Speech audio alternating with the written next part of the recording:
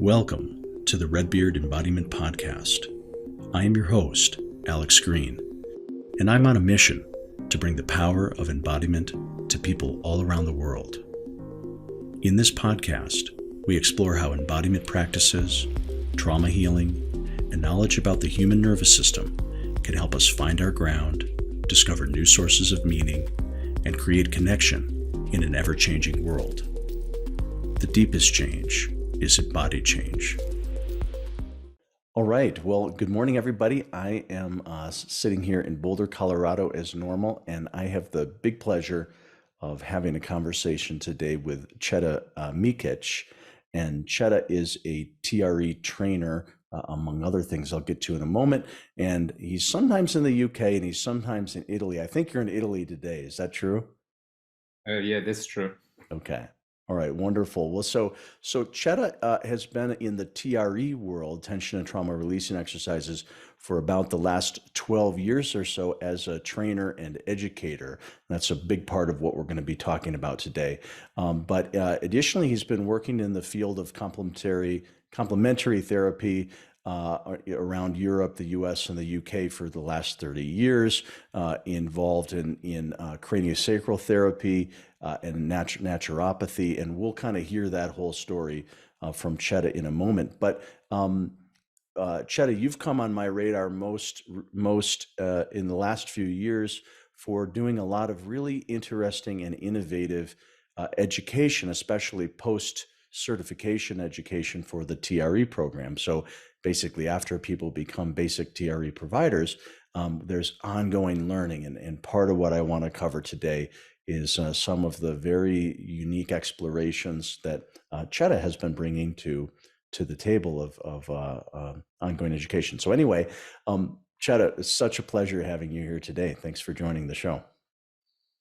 Thank you for having me. Very happy to be here. Great. Well, and the first thing is, so you mentioned you're in Italy, so that I'm guessing you're on your farm. Is that right? It's correct. Yes. Tell us, this is completely not TRE related, but tell us about, you told me that you're on an olive farm and there's trees that are 600 years old. Give us a little picture of your farm so those of us who are in the city, we can imagine being there with you. So yes, I live in the south of Italy for most part of the year in Calabria, on the Mediterranean coast, looking towards Africa. And I this olive grove, 4 hectares plus. I think that's about 12 acres. We got about 200 olive trees. Right. And ancient giants, these grande dames, as I call them, my great teachers as well. And yeah, currently I'm planting about 800 almond trees, and we got bergamotes, and yeah, it's kind of a Mediterranean lifestyle and a nature, all organic, and yeah, that's Wonderful. my life. Yes. I love it. Are you near the Puglia region? So we're on the other side. If you imagine Italy being a boot, Yeah. so is a heel of Italy, of this boot, and we are at the toe, just under the toe. I see. Okay. Sicily, but looking on the Ionian coast, looking towards Africa. Yes. Yeah. Awesome. Well, about when was it? Maybe just before the pandemic. Maria Alfaro, the other trainer, and she has some property in Puglia, and so I visited her there. This was maybe around 2018 or so. And so next time in Italy, I'm going to go to the other side of the boot and come see your olive grove. Oh, great. Yeah. Because I do have a bed and breakfast as well. So I do have guests coming from all over the world anyway. So that was the whole idea. Perfect. Sign me up. Well, we'll come as the whole family. Awesome. Well, so anyway, Cheda, you've been, like I said, you've been in the doing embodiment work of different kinds for over 30 years. I always like to kind of hear the beginnings, like what are some of the early things that got you interested in that work? And then just tell us a little bit about your professional journey over these 30 years. So exact date of my interest in body in therapy, I really cannot pinpoint. What I would like to say, what comes to mind, the earliest memories of my life were actually when I was 4 or 5. Okay. And I was sitting with my grandmother, and she was a herbalist and a healer. Um, and I was born in Serbia, Okay. uh, and we had a lot of trauma and tragedy and wars and so on. And I had some murders and assassinations in my family, and my grandfather was killed. And she was telling me these stories, Mm. and so much pain was around my early childhood around this. So I believe that I was already entering into the psychotherapeutic scene at that very early stage, trying to soothe my grandmother's pain and all of the experiences that she went through that deeply marked her, marked all of my family of origin, including me. So Right. I think these early moments really um,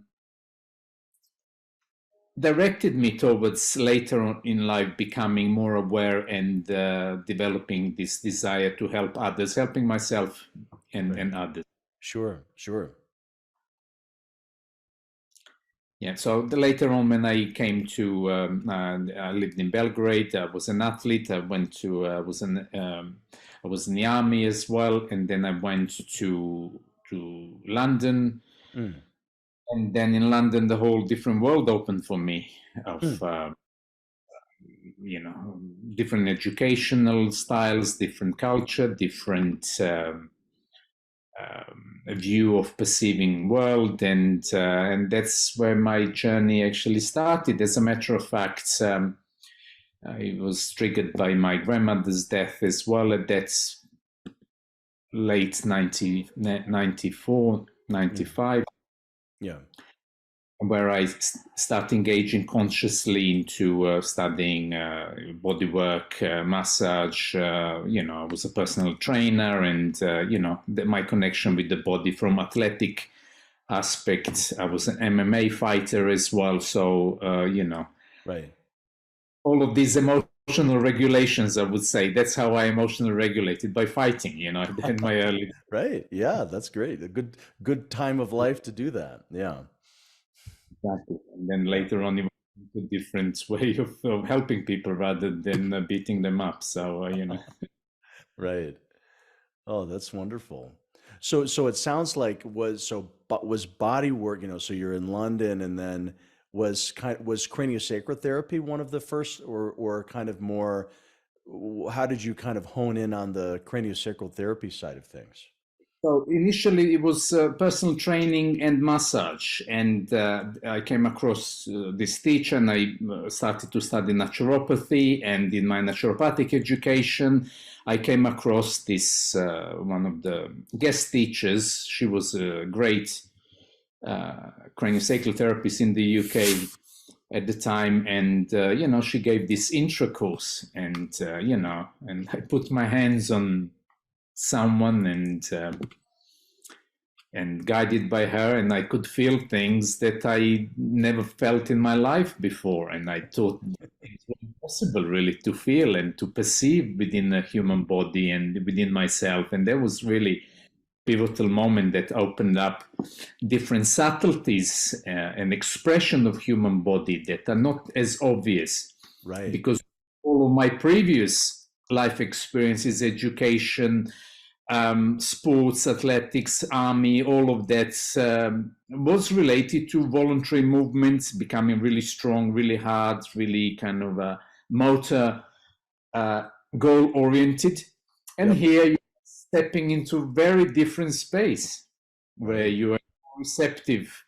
I could say even feminine space, more kind of a receiving and perceiving. So that to me was really mind blowing. And then, yeah, the journey started. And when was that? It was 99, I think, something like that. Interesting. In 99. Yeah. It's funny kind of hearing you talk, because I hear just a few, parallels in my own experience. I had been in martial arts and things like that. And somehow when I began body work, it wasn't in craniosacral therapy, it was more structural integration body work. Um, but I had sort of a similar experience where suddenly it was like, wow, there's so much that can be sensed and perceived, through the hands, and I felt like sort of like every 6 months I sort of thought, wow, and now I'm feeling this, and now there's this, and where does this end? And it reminds me a little bit. Do you know the visceral manipulation work? It's Barral, the French osteopath Barral, and Yes.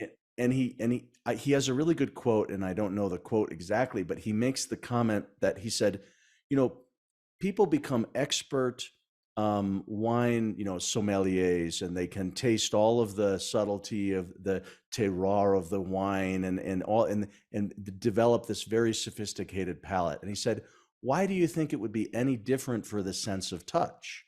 That we could develop a sense of touch along just as much sort of richness and specific. And so hearing kind of what you're talking just kind of reminded me of that perspective. Yeah, beautiful. Exactly.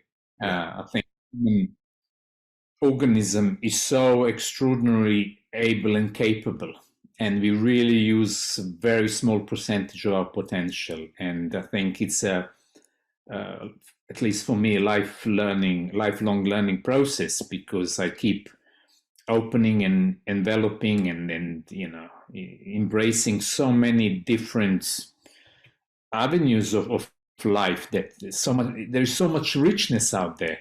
Right. And but all of that takes time, takes attention, takes engagement. So it's important to feel what you are aligned with. Right. uh, and then in the different times of your life, you will be aligned with different things, and I think we have to respect that and honor it, and do. But be careful not to be stuck in that space forever. Anyway, so Yeah, totally. Yeah, yeah, very much. So then, so you were, doing craniosacral therapy and naturopathy, for a period of time. How did neurogenic tremoring, the TRE piece, how did that come onto your awareness? okay, so yeah, I fell in love with with naturopathy, because I had a number of issues with my spine as a young athlete, and in the army I had some injuries, and that over years affected me, that I could not actually move my head even, and I Mm. was extreme athlete and all of that. Um, and Part of the treatment that orthodox medicine would uh, suggest would be surgery. It was surgery, and somehow when I went to the specialist, and they said we can't guarantee much success and all of these things. And at the time I had no idea about alternative medicine and other complementary therapies, that this was before 94. Mm. And then came across someone, and then wow, this is really interesting, and actually a number of people really helped me, and I was saying, I have to engage with this. This is really life changing, and the deeper I went, the more I like this whole space. So as a naturopath, I advocated for healthy eating, dietary and lifestyle, healthy choices, movements, all of this stuff, and then learning craniosacral and using some of the body work, because in naturopathy we also, in particular school I studied with, we learned naturopathic and osteopathic manipulation as well. So I have a good background in that. Yeah. But the subtle touch, the nervous system, and the fluid body, I had no idea. It was mentioned in osteopathic medicine, but not really at that time. I'm talking late 90s, really not deeply explored. Right. As time went on, I learned more skills with this. However, around that time, also my first marriage in the UK broke up as well, and Mm. so it was very traumatic, very difficult, um, uh, and I went to psychotherapists trying to understand my own role in this, and Yeah. as you do, you blame the other, but I had some awareness about my own Right. uh, and all of these things. So after 7 years of psychotherapy, Right. I really knew ins and outs of my family of origin. I've done family constellations, hundreds of. I've done like range of therapies of all kinds. You know, Right. back in the womb, going back shamanic journeys. I've really done like about 10 years of really deep inner exploration, because each therapy was really teaching something different and always bringing you deeper into your own inner layer that there are seem to be Right. nearly. However, in my own behavior patterns, Right. what I realized is, even though cognitively and mentally I could understand where some of my behavior comes from and my responses and so on, Right. but if I'm pushed against the wall, if I'm threatened, you know, my defense mechanism is so strong, Right. immediately comes up, you know. You push me 120, you know, the bytes per minute, you know, I'm, you know, I go into the limbic system response. So Yeah. uh, Yeah. Yeah. it was annoying, because then I would react, I wouldn't respond. And, you know, today I teach a lot about reaction and response, the difference that makes Right. and the space in between is the freedom. And most of us know that. Yeah. And so you push to a particular, at the level of the boundary of your capacity, yeah, you go into the defense mechanism. And some of us can have a very ugly and over the top reactions. And that comes back to my past and Right. other things. So, and that was really not acceptable after a while, because I lost one marriage, you know, Right. and you know, I had a number of relationships, and you know, I do like human beings, and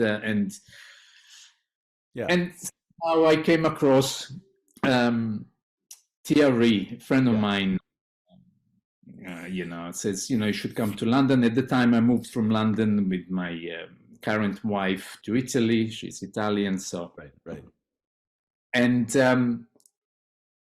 and you know, I thought, gosh, this sounds weird, this shaking, tremoring, that, you know, I'm not really sure about that. I know about the fluid body, about the stillness, and I've been doing a lot of meditation, but shaking, Mm. I respect him a lot. And I said, you know, if you suggest, I'll you know, I'll try it. And that was the first course in London, and it was about 40 of us from all around the world. Mm. And during the process, people were levitating, flying, you know, screaming, flying around. And I'm like, oh my God, what the hell is going on here? Yep. Okay. I had no response. The only thing it was my right shoulder was Right. just moving, and my right arm was rotating internally. That's all I remember. Okay. I raised the hand to, you know, ask one of the facilitators, like, yeah, this is not really working for me. I don't know what's going on. And he says, no, but look, your shoulder is moving. Uh-huh. Look at the other people are flying around the room. You know, I'm on some of that. Right. And so he says, no, stay with your system. Don't worry about others. So and really frustrated and so after that session. And I can't remember. I think it was the second session on the first day. You know, they're asking any questions, you know, any kind of feedback, and so I raised my hand, and I was quite pissed off, and I was ready to complain how this doesn't work. Right. And as I was about to stand up, I remembered that my right shoulder was broken in skiing accident like 30 years prior to that. Got it. And I totally blocked that out of my awareness in my memory. Right. And as I was rising to complain, I just sat down, put my head down, and I shut up. And I was, wow, this is powerful. So there was this, I immediately understand on a deeper level how intelligent and powerful this process is, that brought something from 30 years ago that I totally have no memory of. Went obviously towards healing. It started to move towards. So that was my first kind of connection with TRE, with this neurogenic tremor, this involuntary spontaneous body response. Yep. and then that progressed later on in months and months of really kind of my military system. I was doing TRE every single day for like hour and a half. When I look. Oh, I have some. Okay, good. I was the same, and I tell people that, and they're horrified. So at least I have a buddy now. So thank you. Yep. So I said, please don't do that. That's really not the way it should be done. Some of us kind of overly, what's the word?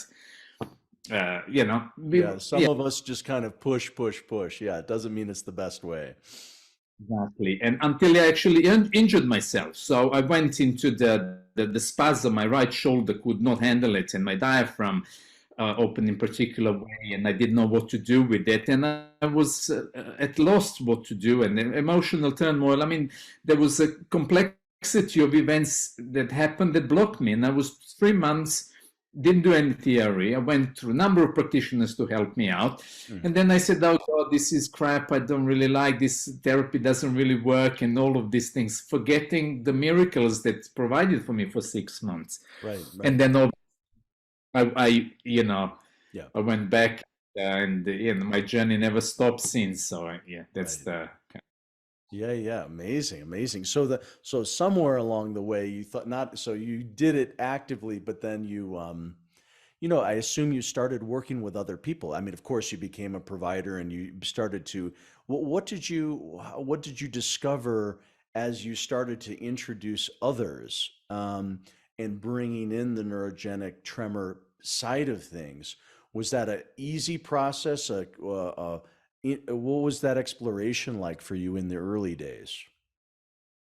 Okay, so um, I had a lot of confidence because prior to starting TRE in 2010, I had about 15 years of therapeutic experience. So I wasn't really novice in therapeutic world.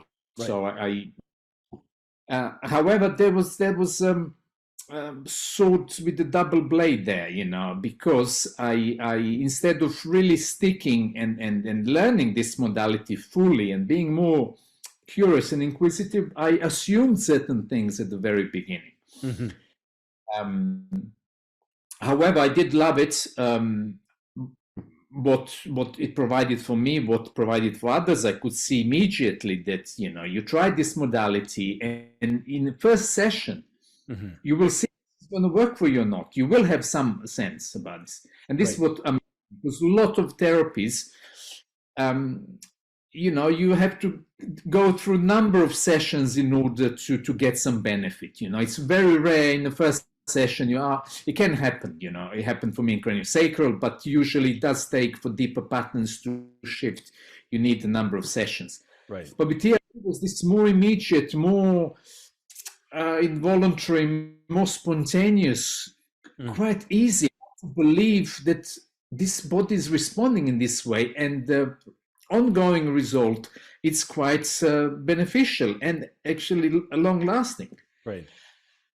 So I did dive in, and I combined also craniosacral, and then because often what I found that's um, adding some of the craniosacral work, it was beautifully complementary, really Right. benefiting beautifully to this work. And with David Besselli, who's the founder, I spoke to him and I done courses with him, and he encouraged this. And I love this about David because Yeah. he encourages this internal space initiative, and whatever you bring to the table should be respected. And I really love that, and I teach now myself exactly that. Yeah.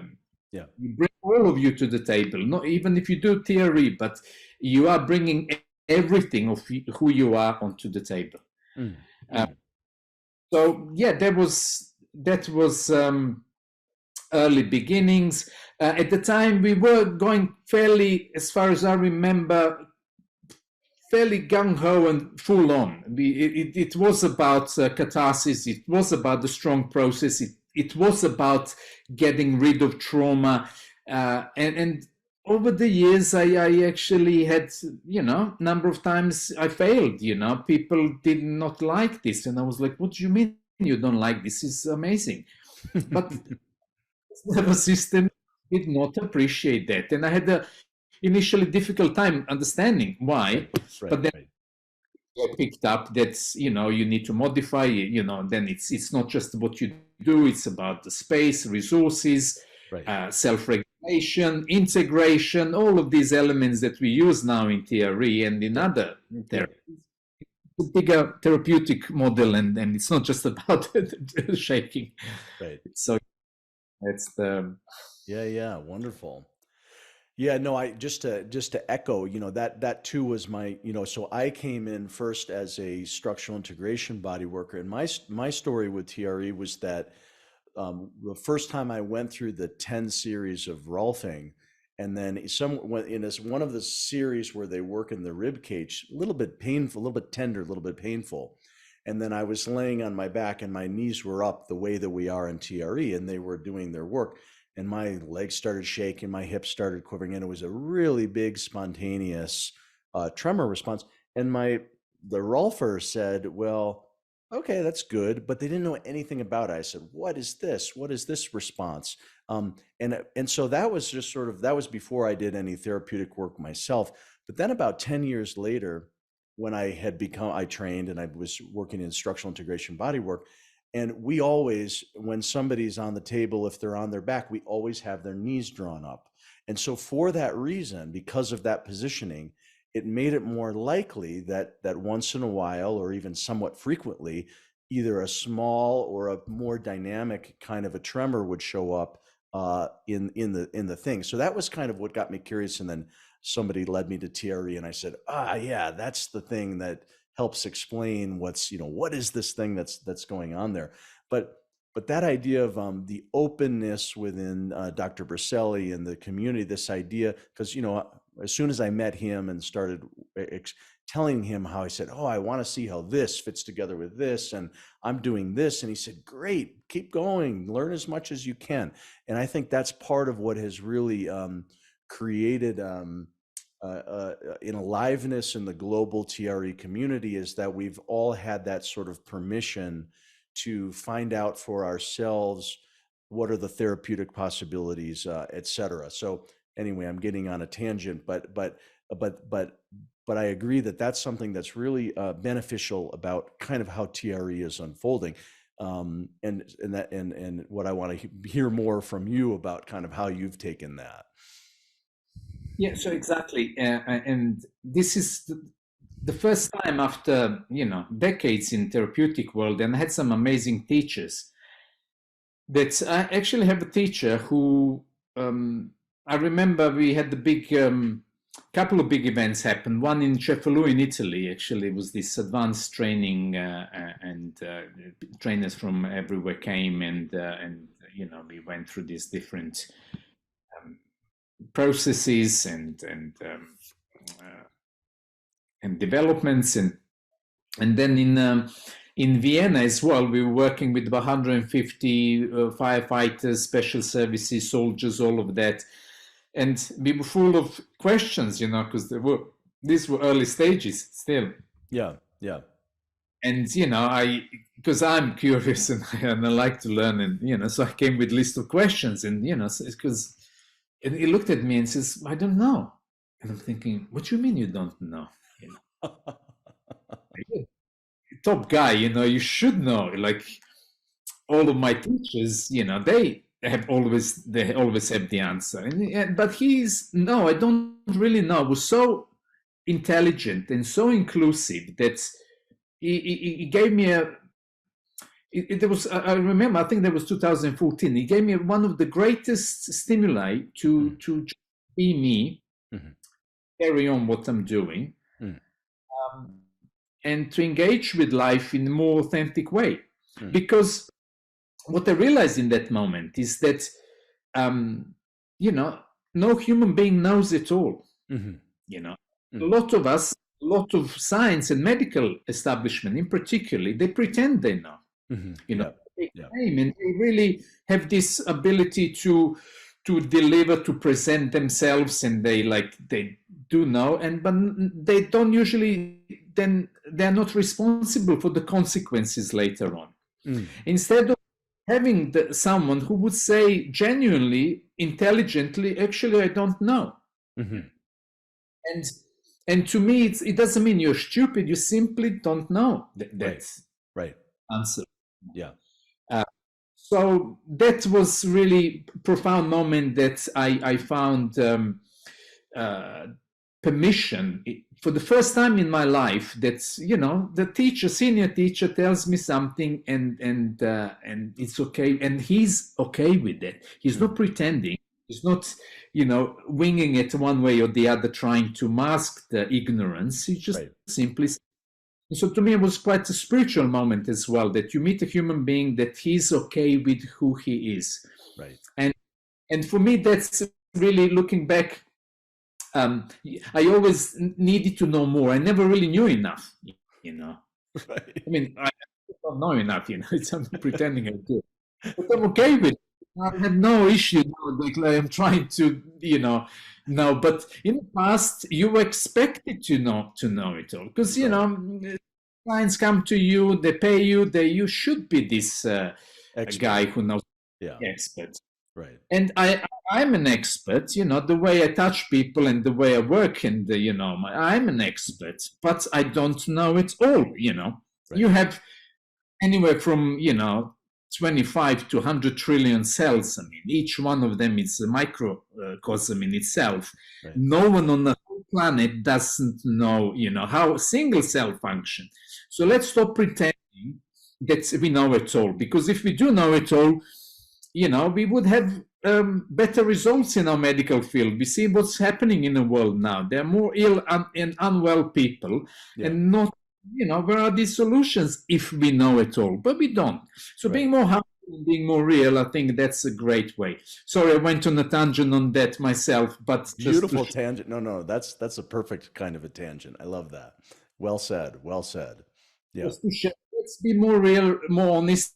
And if someone comes to me with particular issue, I will try to. I might help the person. My result. If I don't know what I'm doing, or what I'm going to be honest about it. And I think to another human being and to ourselves to be honest, to be humble, real, what's with our capacity. And I think that's it. And some people really love what I do. Other people really don't like my style, and that's perfectly fine. I'm not here to please anyone. I'm just here to try to help, offer my service, and honor what I can do. And I think I teach this as well for everyone, because we waste vast amounts of energy trying to please others, trying to be something we are not. And TRE really helped me come back into my own power and sense who I am. And that's what I can do, and I'm not going to pretend to be something other than what I am. And there's a great all you can do, it's yourself. Everyone else is taken. Yeah. I like that. That's I often stick with. Yeah. That's great. Yeah. Wow. Okay. I like it. I feel the energy. It's good energy. Good comment there. What I'd love to hear about is, so you've really been exploring some interesting angles, like I said, with the post-certification education. So things like developmental perspective, reflex integration, you told me is kind of a newer interest of yours. You've done some detailed courses around anatomy to understand some anatomical consideration. So give us what's just an overview of some of the the education that you're offering these days. Okay, let me just step back and describe how this interest, which actually is continuation of what I mentioned about David's. Yeah. And so my own process with TRE was amazing. And as I mentioned, from my right shoulder moving only, then a few months later, my diaphragm started to move, and my upper body and my neck, and it never stopped really. But I had, because of so much stored trauma in my system, physical, emotional, ancestral, you name it, I had it, you know. Yep.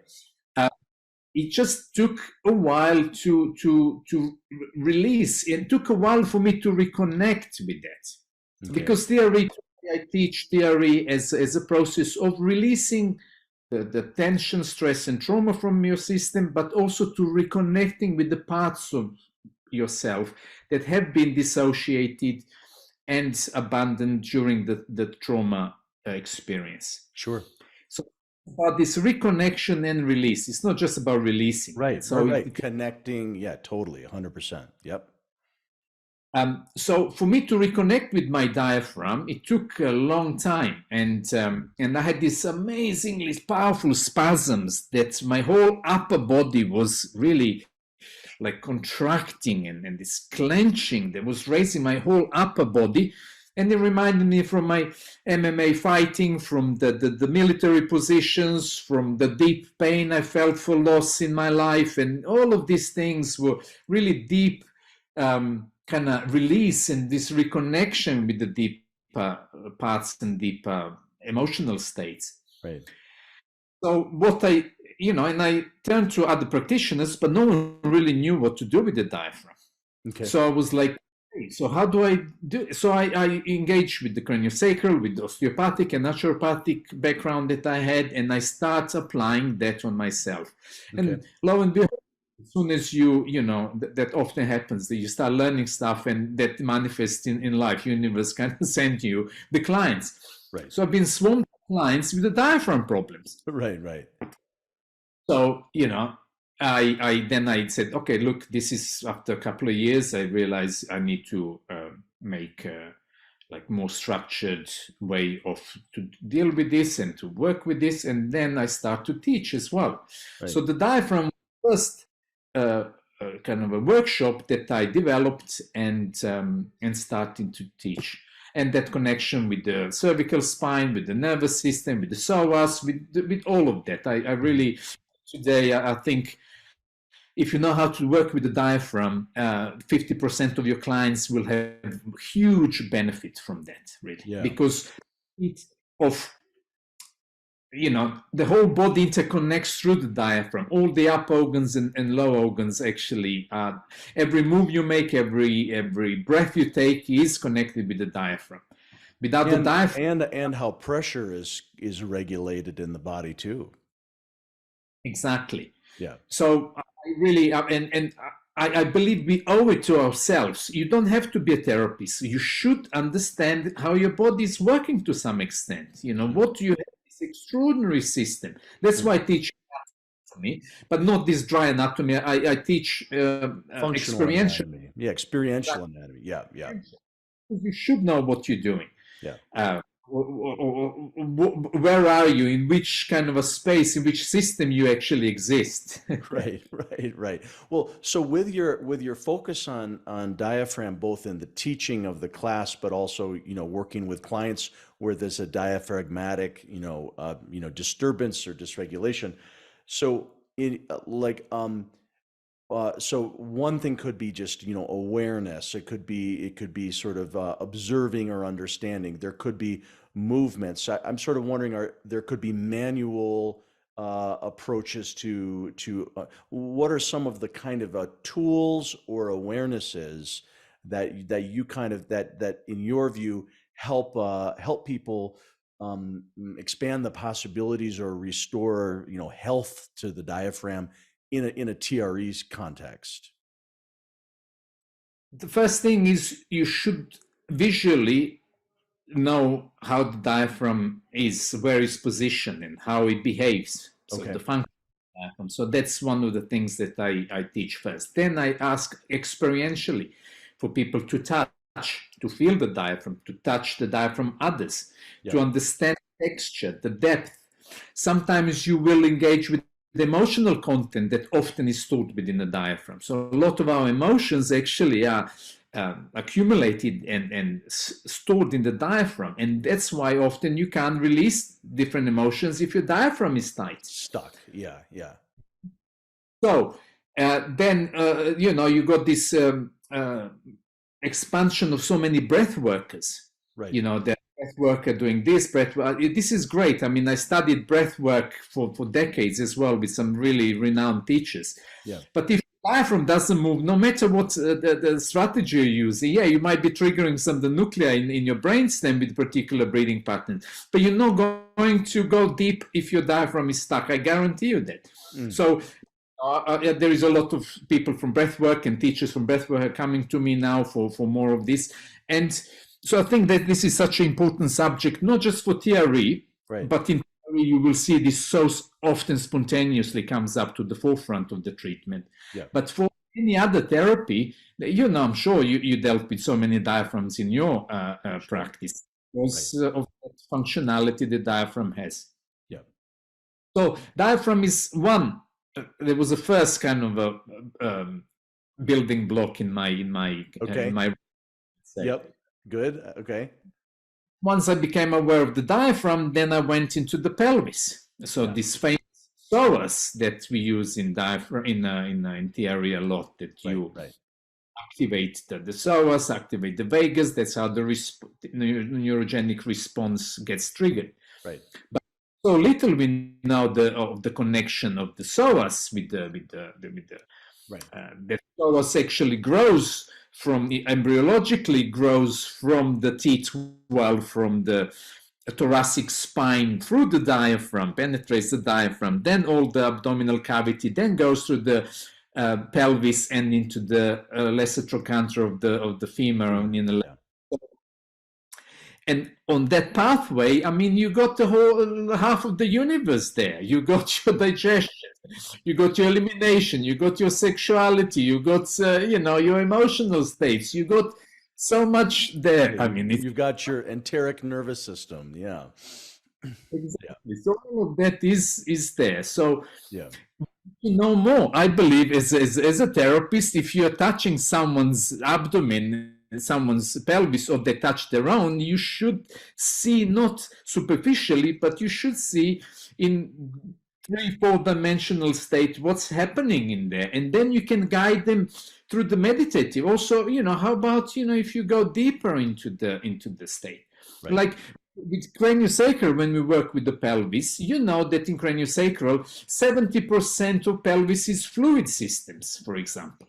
So the urogenital area actually is fascia and fluid system. And for most people, due to cultural conditioning, through dysfunctional eating, dysfunctional movements, dysfunctional sexuality or lack of it, all of these things, that the fascia becomes rigid, the fluids don't become fluid, and then there is the cascade of issues and problems that we all suffer.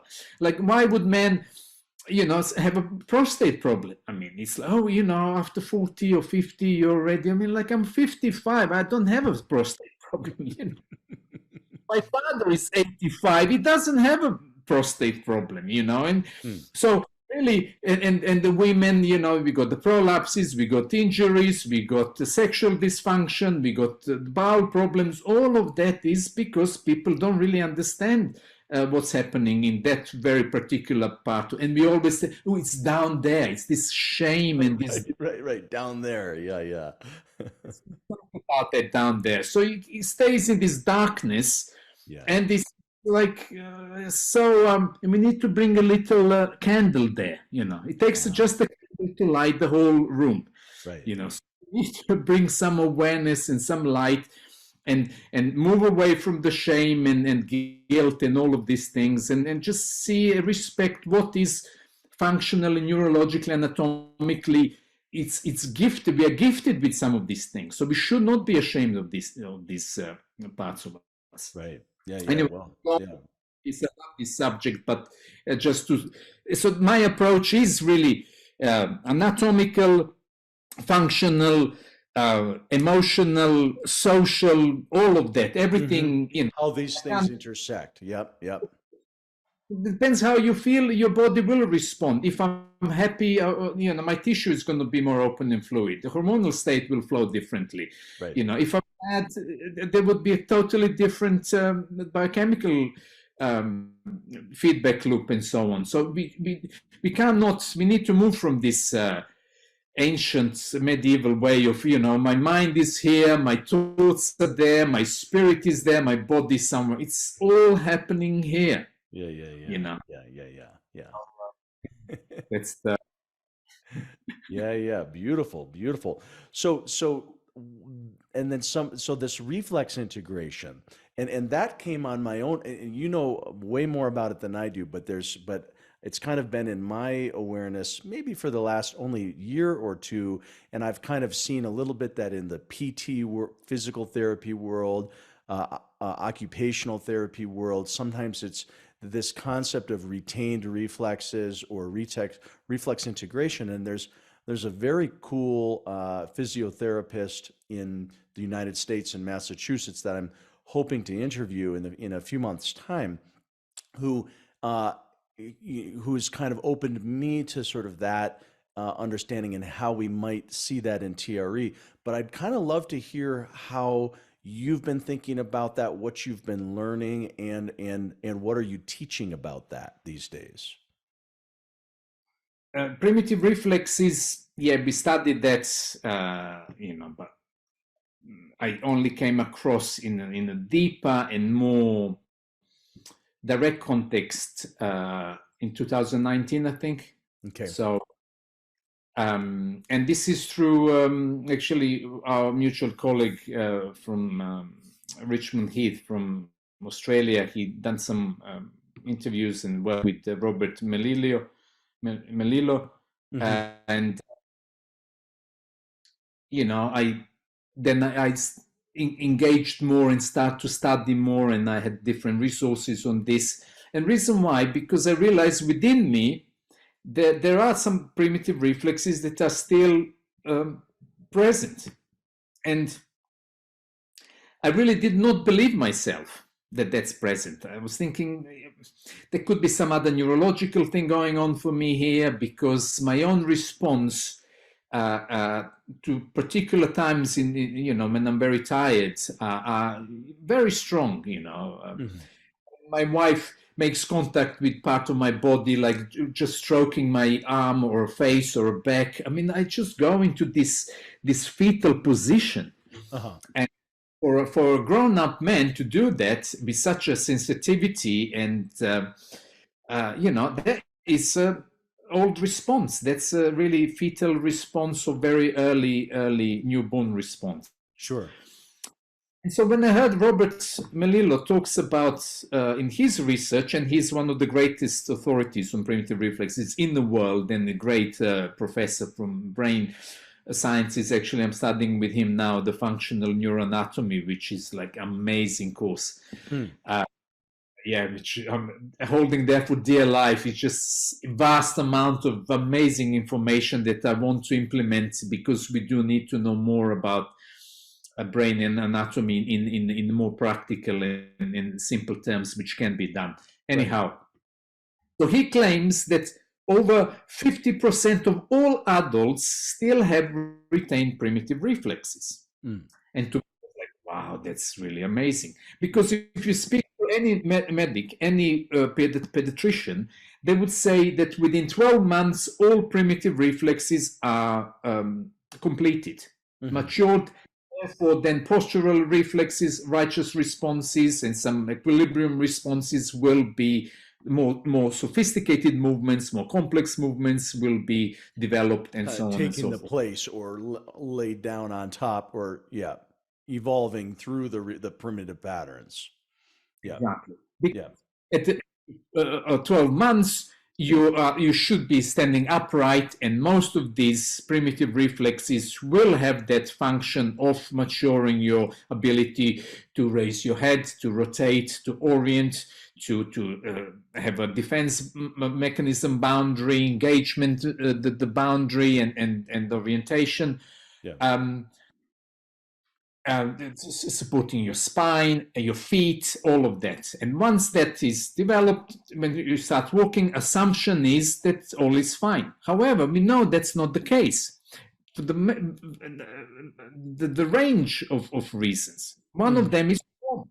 So, for example, what if in a womb, for example, because you got one of the main reflexes that is fear paralysis reflex should be matured by the time you are born, but for a lot of people that's not the case. And what if your mother has particular emergency during the pregnancy? You know how many? Because I worked with the pregnant women and babies for 4 years exclusively, because I studied that during that period. My own children were born at that time, and I really dived to understand more and more. And a lot of women have a lot of challenges during pregnancies, so it would be normal that some of the residues of particular shock or trauma or difficulty that mother experiences during pregnancy will be passed on to the baby. And it could be during some of these motor developmental, sensory developmental stages of the brain and the body and so on. Right. So just the common sense, but in reality, we see that's exactly what is happening.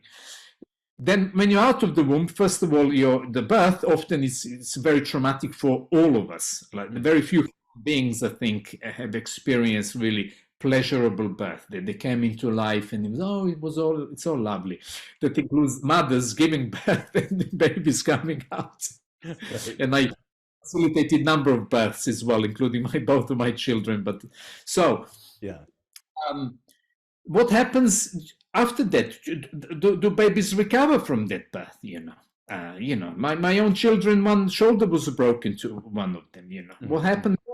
The other child, the nose was flat because of the position in the journey through the canal and all of that. Yeah. How if you're dropped? If you fell over, if you were left for too long, if you weren't fed, when you were hungry, if you were too cold, if you were soiled, so range of experiences. Even if you had the best parents in the world, it's nearly impossible all of our needs to be fulfilled. That will have a residue in the system somewhere. How if the babies were neglected, abused, or violated in some way? Right. Certainly, in the developmental stages, that will have effect on how you form, how you develop. Right. Within this work, we need to understand also that the brain develops. You know how brain develops? It doesn't develop through someone talking to you or to learning mathematics or language or it develops through movement. Right. So the information of all parts of the brain, it's movement. Yeah. That's what babies do. They move. The more movement you have, the more functional and correct movement and connection you have, the better development of the brain will be. If there is a lack of movement or inappropriate movement, that also will have consequences. And we see this. We see this. The power of the blueprint of human being that carries on into this evolution and development, and we became functional, most of us. But all of us have the weak link. There could be genetics, could be epigenetics, and through this early development, there is a potential lack of correct development that can affect us later on in a range of not just in a movement way that you might be, your motor functions might not be as best, the muscle development or tone of the muscles or emotional states. Now we know that if certain reflexes are not properly developed, you might have high blood pressure, you might have blood sugar issues, you might have depression, fatigue, microbiome will be affected, hypersensitivity to touch. There's a range, and it's so much beautiful work done by a number of great authorities that is under the radar for many practitioners. So once I start learning that and realizing in my own life how powerful some of the interventions can be, they change my whole state. I mean, Yeah. So, and what I've noticed in TRE, we do our movements, what you described earlier, how position of your legs, for example. So butterfly position, that's the position that most fetuses in the womb take. So that is the withdrawal, the fear paralysis reflex is being completed by going into this position, by crossing legs. Yeah. All cultures in the world, ancient cultures, use cross-legged position. Sure. It's a natural position, but also comes from the womb. Most babies, most fetuses in the womb are positioned in this, either with the feet together or cross. Also, this position, when we cross arms, when we hug ourselves, that's now in scans, you see so many children or fetuses are in that position. Yeah. So it's only natural to actually repeat that position if there is some dysfunction. Right. So I was like, oh, this is fairly simple. I do this in theory all the time. Right. And what I realized that for some of us who have retained primitive reflexes, they have not fully completed. This is my own theory. Right, right. That some of us really benefit from TRE massively. Mm-hmm. Because there are people who try TRE and they're like, okay, but nothing special. Yep. This is nice, I feel okay, but not. And for some of us, it's like, wow, this is unbelievable. This is what I've been waiting for. This is what my body's been needing. Yeah, totally. Yep. So I really connect, and I'm not going to say that's 100% of the time, but I believe a high percentage of time, it's that some of us who have retained primitive reflexes, we really benefit from TRE. So I decided to really go on that journey and bravely, engage and learn more and teach more and learn more and teach more in this. And also practically to apply. So you can do TRE or any other therapy really, and apply few movements, few positions of your extremities, using the mouth, using orientation, just mimicking some of the reflexes, because there are over 72 primitive reflexes, Yeah.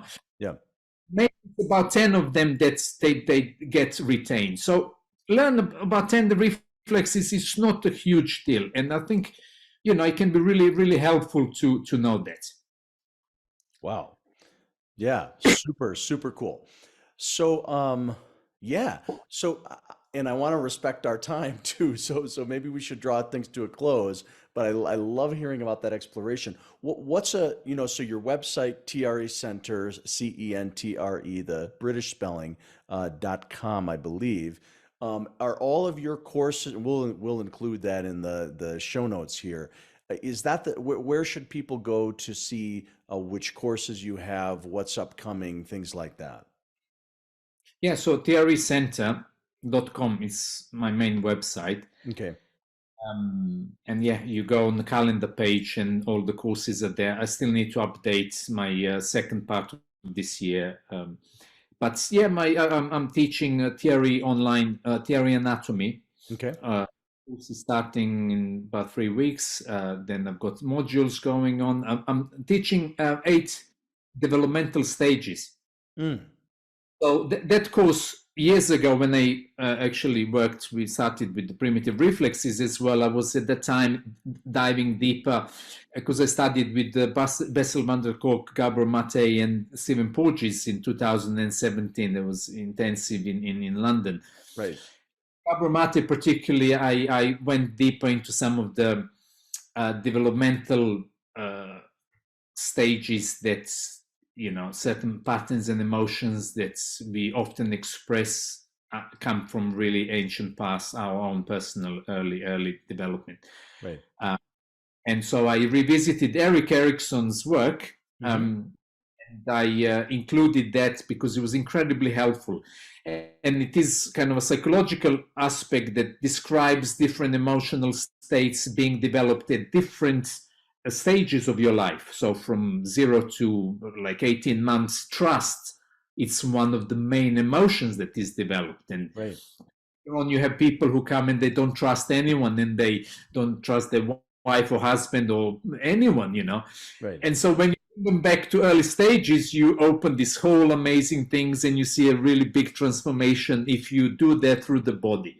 Yeah. So I had personal work on myself, but also on so many of my clients that I said, gosh, I need to teach this. This is really useful. So I teach that basically. I take small groups because it should be intimate. It can bring go a lot deeper. Yeah. So I introduce people to the theoretical part of it, and then I take them through the body. Yeah. So we revisit early emotions and patterns. And so I'm, it's been third year now, and I really like that course. It's yeah, that's over 4 months. Every 2 weeks we do that course. Body reading, I'm doing body reading as well. So a lot of practitioners, particularly psychologists and psychotherapists, they're not quite hands-on, and when they see body, they don't see exactly what I see. Right. Because I've seen thousands. I worked with over 60,000 people in my career, so it's Yeah. and to me, body is an open book, and I love bodies, and not in a way of judging, but just really Right. appreciating the complexity of it. And Yeah. so when I say something, oh, okay, so and I ask the question, oh, so do you have this pattern happening? Oh, how do you know that? And so people think you're magical, you're some wizard. You're not. You just have extra skill, as you said earlier on. Yeah. You need to develop the skill, like Brevet mentioned. So Yeah. so a lot of people ask, and I teach them how to actually look at the body from the feet up, and what they can do, what kind of interventions sometimes can be applied depending on the shape, on the structure, on functionality of different bodies. So then I do primitive reflexes in July, and I do all of the courses. I do hybrid, so I do in person because I love in person work a lot, but not everyone will travel from US or from other country. Right. We can, so I do this online as well, and we record the sessions and for next year, then I've got Denmark. For next year, I will. For this year, in October, I will be teaching also pelvis and psoas in London, and online. And potentially there might be another workshop at later on November or December. But these are kind of few workshops that I'm focusing on.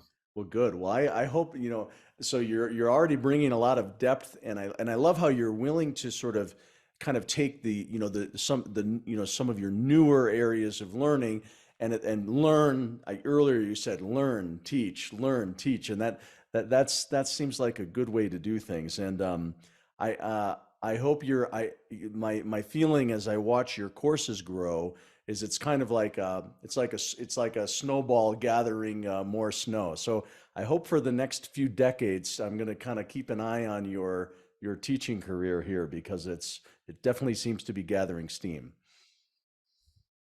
Yeah, thank you. Thanks to maybe that authentic support from David Baselli and a few other people. I think we all have our space in this world, and you find your own niche, and you honor that. And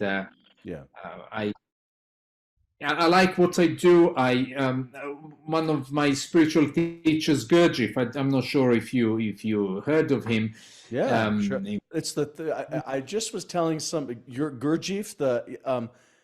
I was just telling a client yesterday. This is a funny thing. Where up until a few months ago, I only loosely knew Gurdjieff, but then in the last maybe month, 5 or 6 times it keeps coming up. And I told my client yesterday, she mentioned, oh, and I was studying Gurdjieff and this and that. And so today you're bringing it up. So there's something funny about that.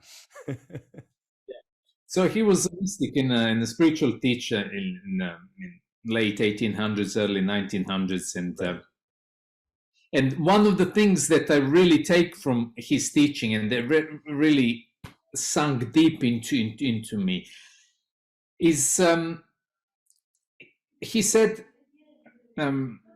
you need to learn about life, about any subject, but don't wait till you become an expert in order to teach. How you're going to become expert is through teaching. So don't be like amateur and not know anything about things. But a lot of people, what I notice as well, and I was one of them, I waited till I reached this really high level of knowing everything about the subject before I'm going to teach. That it might take a few decades or few lifetimes, really. So Right. you as you would say, in order to become expert, you need to teach the subject. Yeah. It means you might not know everything about it. You will have a good solid base. And the thing is that a lot of your students will challenge you and ask difficult questions. And as teachers, we really should be humble and actually facing the adversity and embrace the question. Yeah. As Sally says, I don't know, but I'll find out for you. Right. Right. Some of this questioning, and you develop as a teacher, and subject develops, and then you become even greater expert. So that's kind of one of the philosophies I apply in my work and I love that. Well, let's end on that that powerful note. So Cheda, thank you so much. This has been a real pleasure. Alex, thank you. It was a great pleasure to be here. Great. Thanks for listening to today's episode of the Redbeard Embodiment Podcast.